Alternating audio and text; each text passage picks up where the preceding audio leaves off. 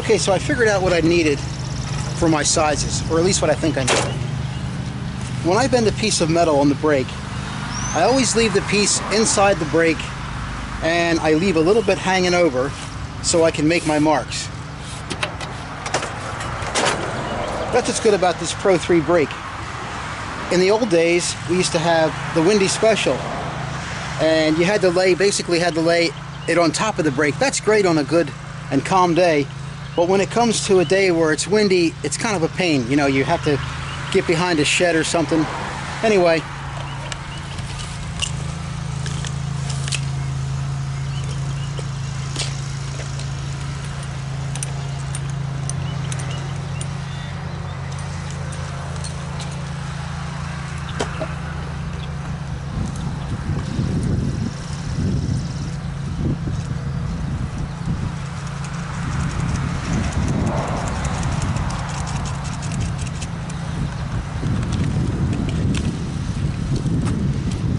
Anyway, what I'm going to basically do here, I'm going to try not to get in your way. I'm going to stand on this side so you can see what's going on.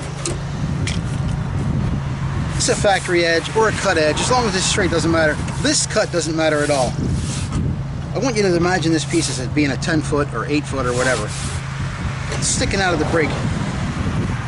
The brake's clamped down. It can't go nowhere. Now I'm going to begin to mark out my piece for the jam here. So I know I want to go, let me get this a little bit better. I normally stand here, but I'm going to stand here to make it so you can see it better.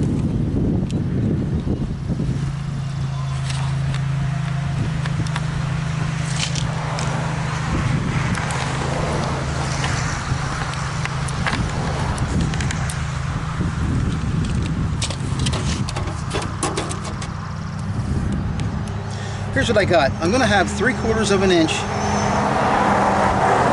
That's going to go in the back. Then from 3/4 of an inch, I'm going to go 5 1/2. That's going to be the width of my jam. Then I'm going to add the 3/4 back on that I lost from the beginning. Then I want to have 1 5/8 inches for the face. So I have 1, 5/8. This lead ain't too good in a pencil, but as long as you get the idea here what's going on. Then I want to have a 1 inch leg in the back. Now while my tape is right here, I'm going to take and use it as a straight edge. I'm going to mark these lines. The reason I do that is because as I work, I'm going to be working from the middle of the brake. As I work and I begin to pull this piece out, I'll know where my lines are going to be located because this is the first line I'm going to see. After I see this line, I know, okay, my marks aren't far behind. There's my first mark. And then as I work and I pull the piece out, oh, there's my next mark. I see it right away. I see the marks because I know where to look for them. If you just make marks any old place on the end of this panel, your eyes are going to be scanning back and forth waiting for this little skinny mark, which is going to coincide with this anvil. Hard to find. But if you make this long mark this way, your eyes are going to know where to look for this. Another thing is, while we got this piece out of the brake, I always try to work so the sun is at my back. That makes it easier to see. As I'm working, if the sun is on the opposite side of me,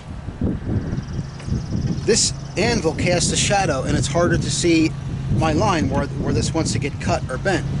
But if the sun is at my back, then I can clearly see and the shadow is cast beyond this anvil.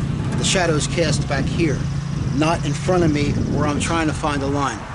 Now, I'm 52 years old and these lines are harder to find, and with the glasses I wear, they're hard for me to see standing in the middle of the brake because they're right in between that spot where the magnification is too great and you can't see anywhere. So anyway, that's some of the things. But I did want to point this out. This is stuff I picked up over the years, working with different people and stuff I stumbled on myself, I think it's worthwhile to try to teach the younger generation coming up. I've seen a couple things on YouTube where guys would have, were doing this kind of work, and I thought, I know an easier way. And how do you tell somebody an easier way? Well, you don't. You just show them. And that's a touchy subject.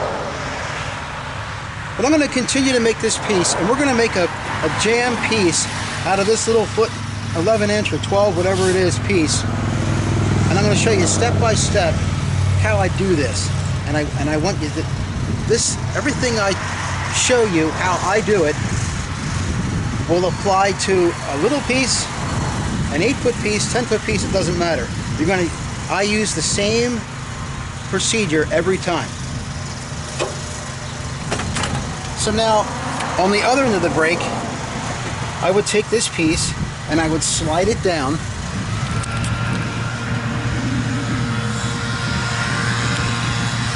I would slide this down to the other end, and I'd make my marks here.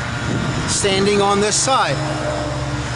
Standing on this side, I would make my marks here, and where am I at here? I would make my marks here, and they would be completed, and I would be on this side of the material, not on this reaching around from the front. I would stand on the other side of the brake, just like I've done here. When I have this here, my back's going to be at the camera, but I've done it this way to show how I'm doing this, how I'm laying these lines out. Now this material is only 0.19, so I don't have to really allow for thicknesses on these marks because it's such a thin material. Another thing, if you can see this, I'd like you to be able to see this. This is going to be a video, I guess, about the brake. This portable bender here thing I have. Let me just see if I can get you pushed out a little bit here. I want to take a look at this brake here, how I got this set up. This brake is basically it's an antique now, but in its day it was top of the line brake. And I remember when I was a younger guy, I got this, and I really couldn't afford the wheels, the legs that went on the bottom of it. Well, I'm glad I couldn't, because the wheels are right in the way. So it's a good thing sometimes if you can't afford something. I look at these brakes on YouTube, and it's like the people are tripping over the wheels working a brake, and I'm thinking that's a bad design. That's hindering you. It's not helping you. So anyway, I just got these old tin horses. They fold up, and you know, they stack away neatly. They're lightweight. When I was a kid, I remember my dad had a set of these, and they're real heavy duty. They don't make them like that anymore. They make these cheesy ones, but they're still pretty strong, and they're very good for working using a brake, or you can stack some lumber on them and cut lumber. So anyway, that was something I wanted to talk about, this brake. I see at Home Depot they rent these. I'm glad I have this. I'm basically a siding and window guy, so I basically have to have a brake. I can't rent one. But if you do rent one, you want to have a little bit of know-how how this thing is working, so you're not, you know, the first day messing around trying to figure out how to get it to work. I'm just trying to show points that I picked up over the years. Again, I'll say this, and it took me years to figure out or learn how to do it, but I can show people how to do it very quickly and easily. So anyway, we're going to put you back on. Actually, I'll leave this just like that. Come in some. And I'll go ahead and mark out this guy from down there, the opposite side, so you can see where I'm standing on the brake and how it becomes easier. Now this piece, again, remember, this can be a foot, it can be 8 foot, 10 foot.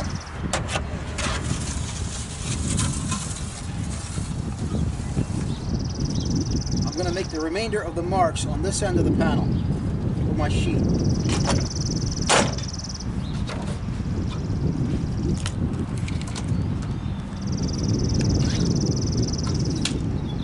Very simply.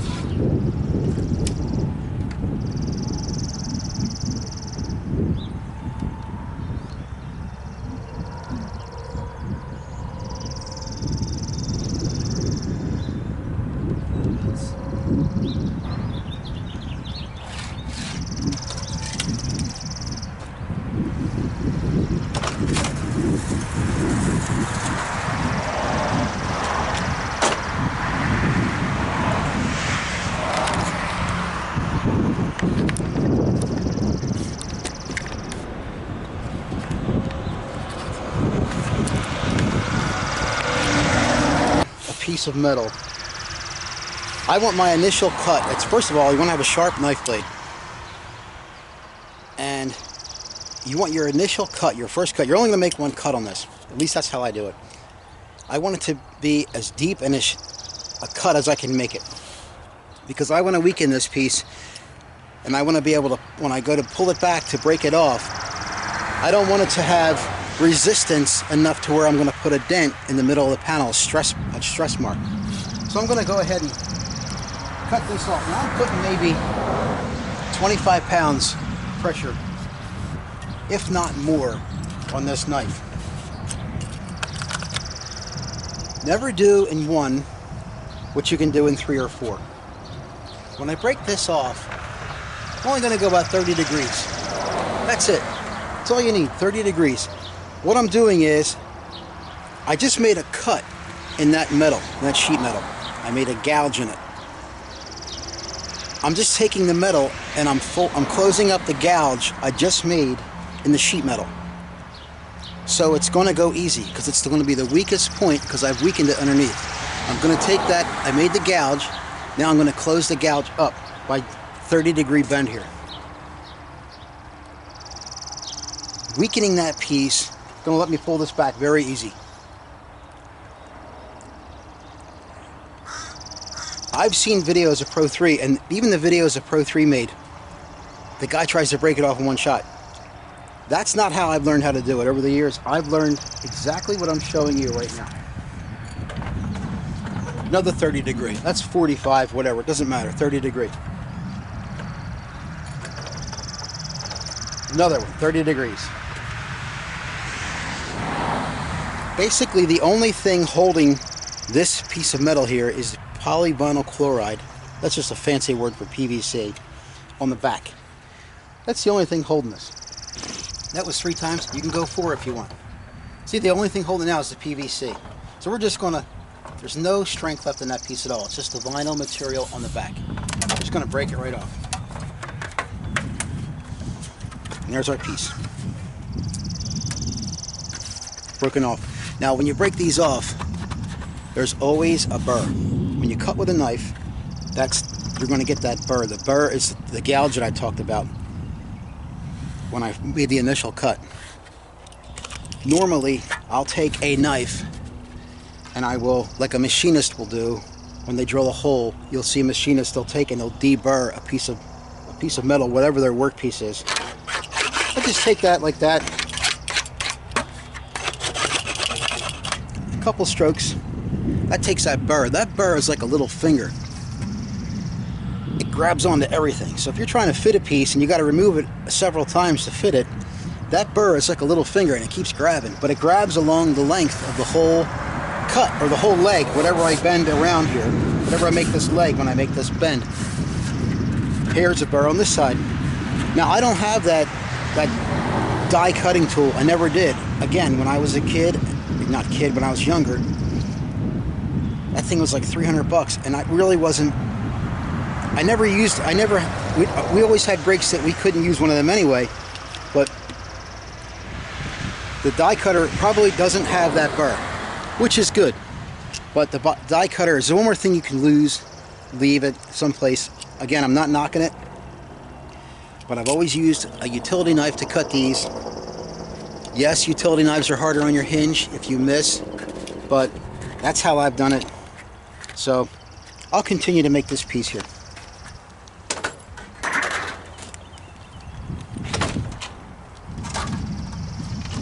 and we're getting a little bit of rain. So here's my first mark. Got my first mark, my 1-inch mark. Clamp it. I'm going to bend it about 90, maybe a little more than 90, because I can always relax this by my fingers holding it after the bend is made. That's my 90 going back. Here's my 1 5/8. At this point, you could bend this or the 3/4 in the back. Let me get in the camera more. 1 5/8.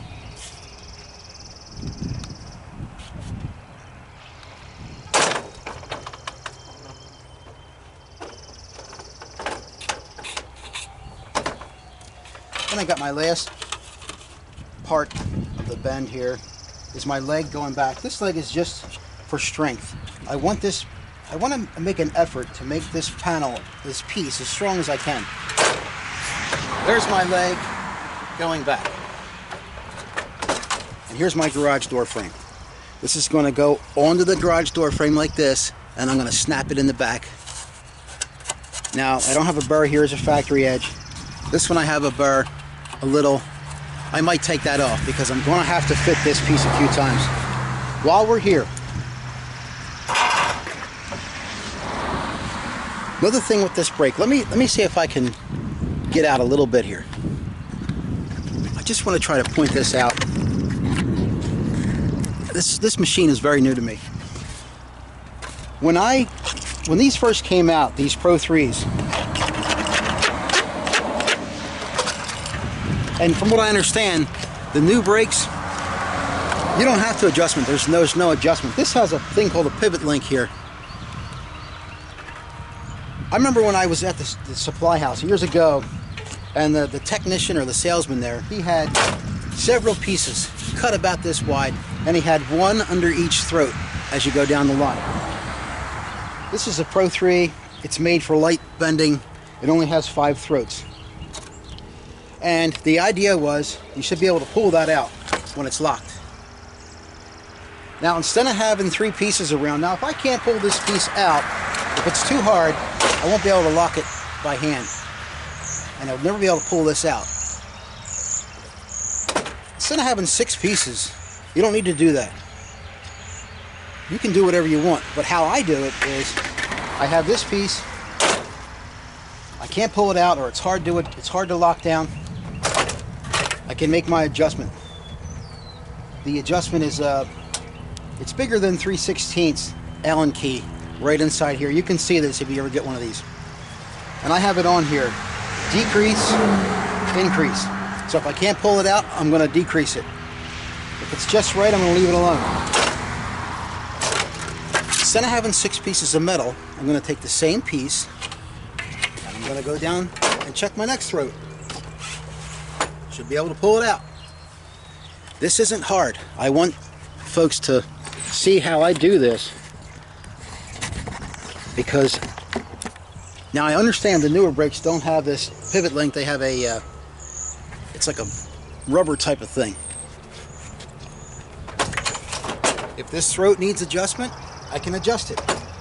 Leave the piece right in there, make my adjustments, decrease, increase, whatever needs to be done. Try and pull the piece out. This is locked. I'm pulling out of a locked brake. I go down to the next throat. I don't need 6 pieces of metal to adjust, or 5 pieces of metal to adjust this brake. This brake can be adjusted with 1 piece, 1 throat at a time. What do we got here? That could probably be a little tighter, but it's not bad. If you drive these brakes around, sometimes they'll get out of adjustment. Now this brake gets out of adjustment very easy because the links are aluminum, and the pieces are aluminum, but the studs are metal. So the aluminum, after a while, is not as strong as the steel, so it begins to you know, wear the aluminum out.